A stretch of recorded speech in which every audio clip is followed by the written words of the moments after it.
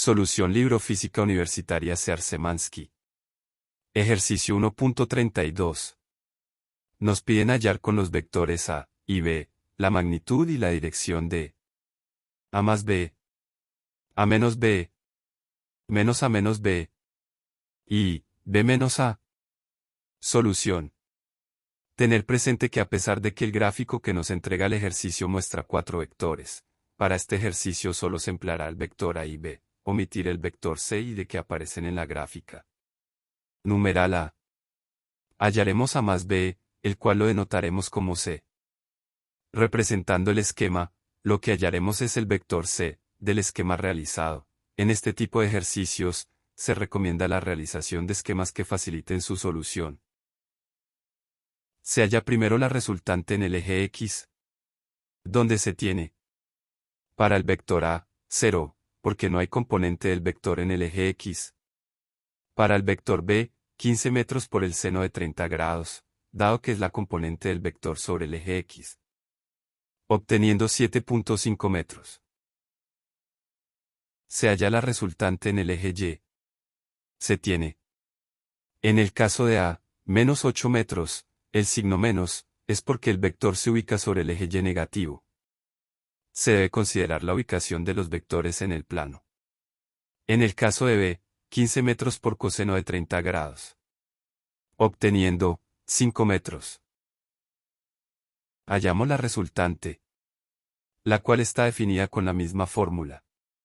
Reemplazando los valores, se obtiene 9 metros. Este valor es la magnitud del vector que resulta de la suma de los dos vectores, A y B, en este caso lo llamamos C. Se halla el ángulo, como el arco tangente, de 5 metros sobre 7.5 metros. Obteniendo 34 grados. Esto corresponde a la dirección del vector que resulta de la suma de los vectores A y B. Numeral B. Se debe calcular el vector resultante de A menos B, el cual denotaremos como E. Asimismo, se halla primero la resultante en el eje X. Para el caso de A, se tiene 0, dado que no hay componente en el eje X. Para el caso de B, 7.5 metros, que viene del cálculo anterior, es decir, 15 metros por el seno de 30 grados. Obteniendo menos 7.5 metros.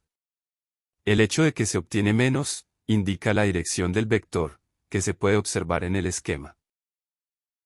La resultante en el eje Y, se calcula como menos 8 metros, en el caso de A, porque el vector está ubicado en el eje negativo de Y.